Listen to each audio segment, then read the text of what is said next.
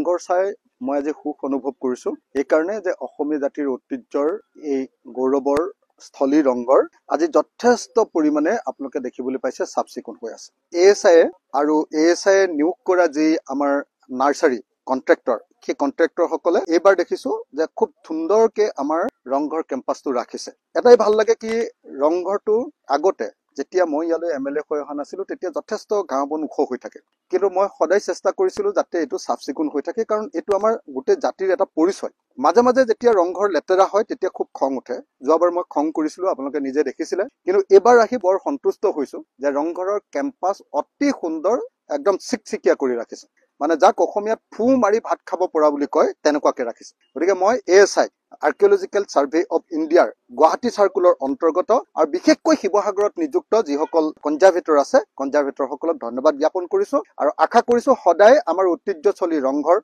আমাৰ তলাতল ঘৰ আমাৰ গড়গাঁৱৰ কাৰেংঘৰ হেতু যদিও মোৰ সমষ্টিত নপৰে শিৱদৌল আদিকে ধৰি আটাইবিলাক বস্তু যাতে খুব সুন্দৰ ৰূপত ৰাখে তাৰ কাৰণে মই আকৌ এবাৰ আহ্বান জনাইছো যোৱাবাৰ আহোঁতে এইখিনিত যথেষ্ট পৰিমাণে জংগল হৈ আছিলে বনগুটি হৈছিলে আৰু বেলেগ বেলেগ গছ গজিছিলে কিন্তু এবাৰ আপোনালোকে চাওক ৰংঘৰৰ পিছফালৰ যেটো লন সেই লনটো এতিয়া সম্পূৰ্ণৰূপে চাফ চিকুণ কৰা হ'ল খুব ধুনীয়া কৰি ৰাখিছে গতিকে মই আকৌ এবাৰ এএসআইক ধন্যবাদ জ্ঞাপন কৰিছো